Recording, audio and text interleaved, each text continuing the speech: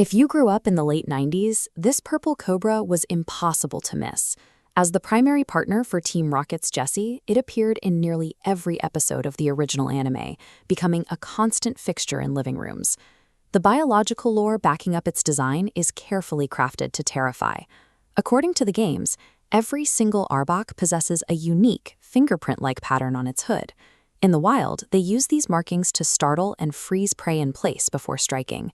That menacing design translates directly into real-world value. Decades after they were printed, highly sought-after vintage trading cards featuring the Cobra still command prices well over $80 on the collector's market. Arbok's presence reached far beyond the television screen. Between the plush toys on store shelves and the high-value cards in schoolyard binders, the Cobra became one of the most recognizable faces of the original lineup. The official Pokédex text takes that menace even further. It claims this creature is strong enough to flatten steel oil drums, and once wrapped around a foe, escaping its crushing embrace is strictly impossible. The Pokémon Adventures manga presents an even grimmer depiction. Under the command of the ninja gym leader Koga, Arbok is utilized as a ruthless weapon inside the haunted Pokémon Tower. In one particularly gruesome scene, the manga shows this zombie-like cobra utilizing its highly corrosive acid to literally melt a dead Psyduck.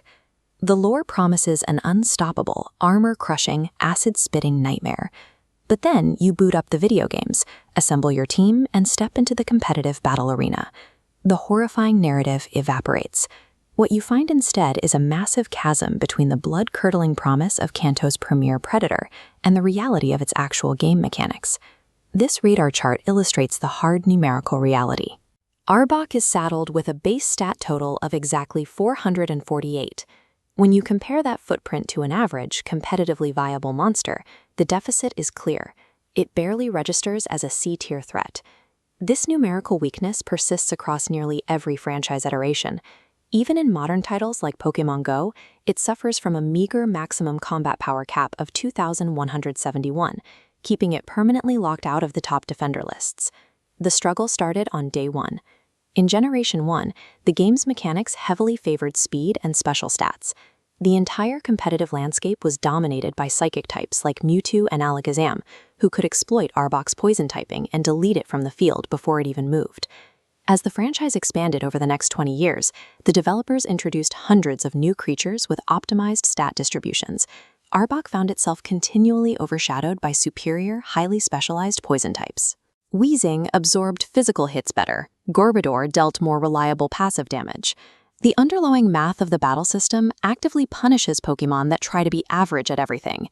Because its stats are evenly spread out, Arbok lacks the raw power to break through defenses and the bulk to survive counterattacks, entirely negating its fearsome lore. Over the years, the developers did attempt to throw it a lifeline. Arbok acquired the ability Intimidate, which automatically lowers the opponent's attack power upon entering the battle, along with Sucker Punch, a priority move that allows it to strike first against faster opponents. It also gained access to a unique utility move called Glare. Because Glare is a normal-type attack rather than electric, it possesses the highly specific and rare ability to paralyze ground-type opponents. Despite these tools, its baseline bulk and typing remained a severe liability. It couldn't survive enough hits to make use of its paralysis tactics, keeping it trapped at the very bottom of the competitive ladder as a permanent, untiered lifer.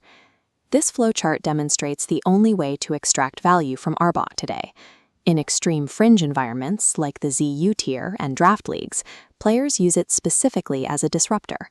Its poison typing and intimidate ability neutralize incoming grass and fairy attacks. You need a 3-part toolkit. Leverage Intimidate to weaken the initial hit, deploy Knockoff to remove their held item, and cast Glare to cripple their speed. To successfully pilot Arbok, you have to abandon the fantasy of an aggressive, bone-crushing predator. You must accept its reality as a highly conditional, fragile utility tool that relies entirely on status conditions to survive. The disconnect borders on the absurd. A creature famous for melting its enemies into sludge with acid is entirely walled in-game by an opponent using a simple plush substitute doll to block its status moves. Yet this mechanical failure has zero impact on the character's legacy. The merchandise continues to sell, and collectors still hunt down its vintage cards with exactly the same fervor as they did in 1999. A high win rate or competitive dominance is clearly not a prerequisite for becoming a staple of the series. A memorable design and a strong presence in the early television show generate an entirely different kind of staying power. The idea of Arbok, the intimidating, acid-spitting terror of the original Kanto region, is so deeply ingrained in the culture that it will always overshadow the reality of its untiered stats.